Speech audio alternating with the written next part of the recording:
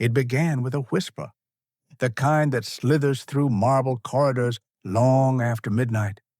Servants spoke of torches still burning when the empire slept, of music echoing from behind gold-gilded doors, of shadows dancing where no court should ever meet. They said the emperor had lost his mind. But madness was too gentle a word for what was unfolding. Rome, or what remained of its weary glory, had seen cruel rulers, vain rulers, foolish rulers, but never one who turned the heart of the empire into a theater of lust. His name was Elagabalus, the boy emperor who rose to the throne before his voice had even deepened, and who ruled not with iron, but with obsession. He was only 14 when the crown touched his head, a child wrapped in silks, worshipped as divine, chosen not by merit, but by blood and manipulation. Yet Elagabalus was no ordinary youth. His blood carried the fever of the East, the fire of the Syrian sun god Elagabal, whose cult he had served since birth. When Rome called him emperor, he brought his god with him and demanded that the empire bow before this foreign deity.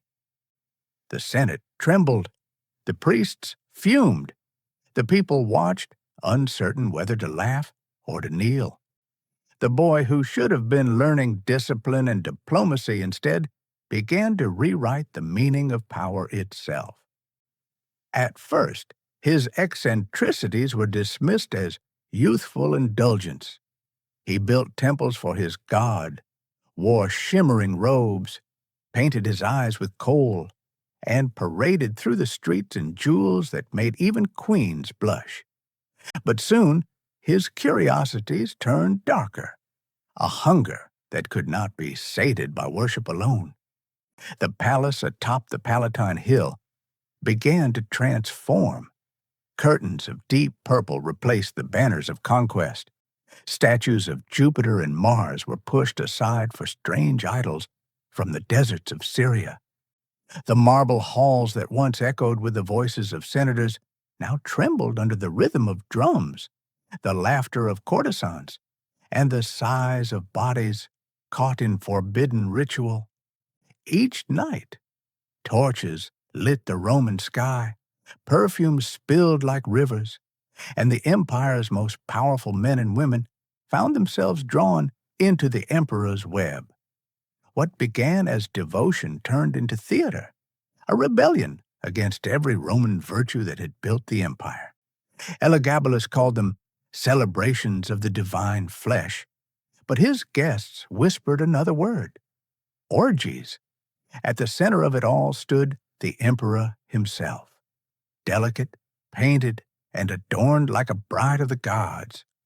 His voice, soft yet commanding, could silence an entire hall. He demanded new pleasures every night, men disguised as women, women dressed as soldiers, feasts served upon naked bodies, fountains flowing not with water, but with wine and rose oil. He didn't seek love. He sought transformation. He wanted to feel divine, not through conquest, but through surrender to his desires. Those who refused his invitations vanished, their names erased, their estates seized, their loyalty forgotten. Among his many lovers, one name rose above the rest, Heracles, a charioteer from Caria. Elagabalus met him during a race when the crowd roared for the victor's speed. He saw in Heracles what Rome had lost: raw strength, danger, freedom. Within days, the emperor summoned him to the palace, and within weeks, the stable boy wore imperial jewels. Elagabalus called him my husband and declared himself the bride. When the Senate protested, he laughed. If Rome calls me emperor, he said, then Rome shall also call me lady. The empire shuddered. To the Romans, gender was not play, it was order, destiny, hierarchy. But to the emperor, it was costume. He wore gowns to the Senate, demanded to be addressed as Madame Elagabalus, and even asked physicians if they could create for him the body of a woman, a question that horrified his doctors and fascinated historians for centuries. Behind these scandals, something deeper was unraveling. Each performance, each feast, each new lover pushed him further from reality. He no longer ruled an empire. He ruled a dream woven from silk and sin. One night, he commanded that the palace itself become a city of pleasure. Hundreds of rooms were transformed into fantasies. Egyptian temples lit by golden fire, Greek symposia filled with actors playing gods, Persian gardens scented with myrrh, and long mirrored corridors where guests could watch themselves disappear into reflection. The emperor declared that every guest must wear a mask. "Tonight," he said, "there shall be no senators, no slaves, no priests, only souls freed from their names." And as the palace doors opened, the world's most powerful men and women vanished into anonymity. Music rose from flutes and harps like smoke from incense. The air thickened with perfume and whispers. Laughter mixed with sighs. Even the guards abandoned their posts, lost in the fever of the night. In the grand hall, beneath a ceiling painted with constellations, Elagabalus stood upon a dais of silk cushions, his skin glimmering with oil, his body draped in gold, his head crowned with gems. Lifting a goblet of wine, he whispered, "Tonight, even the gods envy us." It was not madness. It was a manifesto, a declaration that power itself was a lie, that pleasure was the only truth. By dawn, the palace reeked of incense and exhaustion. The emperor slept among strangers, his crown tossed aside like a forgotten toy. Outside, Rome stirred to another day, unaware that its ruler had turned the heart of empire into a temple of desire. But whispers travel faster than armies. Word of his feasts reached the streets, the temples, the barracks. Soldiers spat his name. Priests called him an abomination. The Senate met in silence, their faces pale with rage. To the people, Elagabalus had become a living sin, a boy who mocked the gods and desecrated Rome's dignity. Yet within his marble palace, he believed himself untouchable. "Let them talk," he said. "Their faith is dust. Mine burns eternal." He could not see the shadow growing behind the curtains, the whisper of betrayal that would soon echo louder than any music of his nights. Even within his own walls, loyalty was melting. The guards who once obeyed him now listened to another, his grandmother, Julia Maesa, the Iron Matriarch, who had placed him on the throne. She had raised him to rule, not to destroy. And now she would do what Rome demanded. But that is a story still waiting to unfold. One of blood and downfall, of a young emperor who mistook pleasure for power, desire for divinity, and turned the most sacred palace of Rome into a shrine for his own ruin. The dawn that followed his last great feast was different. There was no music echoing through the marble halls, no laughter, no scent of roses, only silence, heavy and expectant, like the moment before a storm breaks. Elagabalus awoke in a haze of perfume and memory, his mind drifting somewhere between dream and reality. The palace, once alive with color and sound, felt hollow. The mirrors that had reflected his glory now stared back like open eyes, cold and judgmental. For the first time in years, the emperor felt small, a boy trapped inside a body painted with sin. Outside those golden walls, Rome was stirring, not in celebration, but in disgust. The Senate had reached its breaking point. The Praetorian Guard, once sworn to protect him, now whispered rebellion. The people who once cheered his parades spat his name in the streets. And behind it all stood Julia Misa, the grandmother who had made him emperor, and now the woman who would decide how his story would end. She watched from her chambers, her eyes sharp and weary. She had tolerated his excesses long enough, believing his youth would fade into wisdom. But now the boy she had raised had turned into a living curse, a danger to the very bloodline she had fought to protect. One evening, as the sun bled red across the sky, she called upon the commander of the Praetorian Guard, a man named Macrinus. Her voice was calm, cold as marble. "The empire is drowning," she said, "and only blood can cleanse it." The message was clear. The guards would act quietly, swiftly, mercilessly. Elagabalus, however, was blind to the tide turning beneath his feet. In his world, rebellion could not exist, because in his mind, he was not mortal. He was divine. That night, he summoned his court for yet another of his strange entertainments. This one was to be a mock wedding, a parody of the vows he had exchanged with Heracles. He wore a gown of gold-threaded silk, his eyes rimmed with kohl, his hair perfumed with myrrh. The guests laughed nervously as he performed the ceremony, kneeling before an altar made of mirrors, whispering words to a god only he could hear. Outside the chamber doors, armored footsteps echoed softly, a rhythm of destiny approaching. At dawn, the guards surrounded the palace.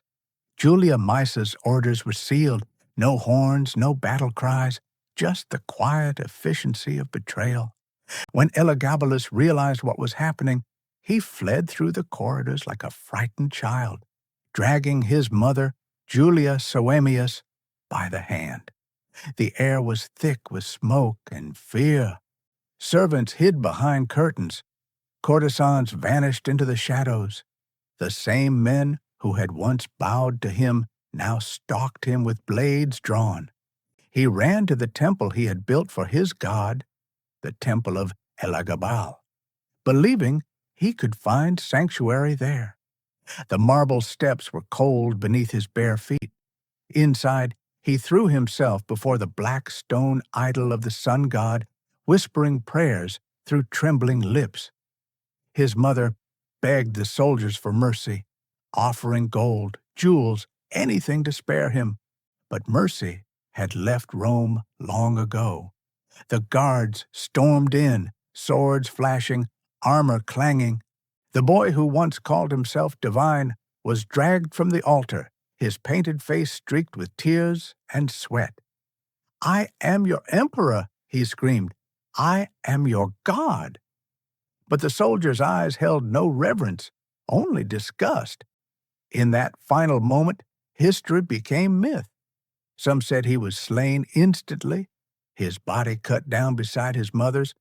Others claimed the guards mocked him first, stripping him of his silks, tying his hands with his own jewelry, forcing him to watch as his god's statue was torn down.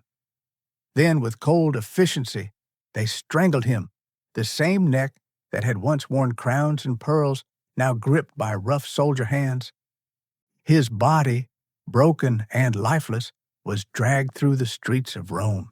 The same people who once threw flowers at his feet now threw stones. His painted face, once worshipped, was spat upon. His corpse was tossed into the Tiber River, denied even the dignity of burial. As the current carried him away, the city exhaled as if relieved of a fever. The palace on the hill fell silent. The torches no longer burned at night. The music stopped, and in that silence, Rome began to forget. But history does not forget so easily. The name of Elagabalus became legend, whispered not with reverence but as a warning. To the moralists, he was a monster. To the poets, a tragedy. To the philosophers, a mirror reflecting the corruption of power. Yet, to those who read between the lines, he was something else. A boy who tried to become a god and was destroyed by the world that made him. Years later, when the marble of his temple cracked and his statues were melted down, the stories still lingered. They said his palace had never truly returned to peace. Servants claimed to hear footsteps at night, the faint echo of laughter, the scent of perfume drifting through empty halls. Some swore that on certain nights, when the moonlight touched the marble floors, they saw a figure, golden, crowned, smiling faintly as if reliving his final feast. Whether ghost or memory, no one knew. But the empire never spoke his name aloud again, and yet the irony of history is cruel. The same Rome that condemned him for his pleasures would, centuries later, build temples to emperors who were no less vain, no less cruel, no less mad. But none dared to love as recklessly, to live as shamelessly as Elagabalus did. He became the symbol of indulgence, the whisper that still lingers whenever power forgets its limits. The emperor who turned his palace into an orgy and his throne into a grave. But perhaps the strangest truth lies not in his death, but in his final act of rebellion. For even as he was dragged through the dirt, stripped of his finery, he never begged forgiveness. His last recorded words, spoken through bleeding lips, were said to be, "You may kill me, but you cannot kill what I am." And in some strange way, he was right. The empire that murdered him never truly rid itself of his reflection. Every age that followed, from Nero to Caligula, from kings to dictators, carried a fragment of Elagabalus in its shadow, the part of man that worships pleasure, that bows to desire, that mistakes indulgence for immortality. Centuries later, when historians wrote of him, they could not decide whether to laugh or to mourn. Was he a monster or a misunderstood dreamer, a perverse tyrant, or a lost child trying to turn loneliness into divinity? The truth, perhaps, lies somewhere in between, in the fragile line where power and emptiness meet. For what is an empire if not a stage? And what is an emperor if not an actor who forgets when the play ends? And so, the story of Elagabalus ends not in pity, but in paradox. The boy who made gods bow to his pleasure died at the hands of men who worshipped their own greed. His body sank, but his legend floated, carried through centuries, retold in whispers, half warning, half fascination. Rome buried his name, but could never bury the question he left behind. What becomes of a ruler who no longer rules the world, but his own desires? Perhaps that is why, in the ruins of ancient Rome, when the night wind moves through the broken columns, it almost sounds like laughter, soft, haunting, defiant. The laughter of a boy who turned his palace into an orgy and dared to believe that pleasure could outlast power.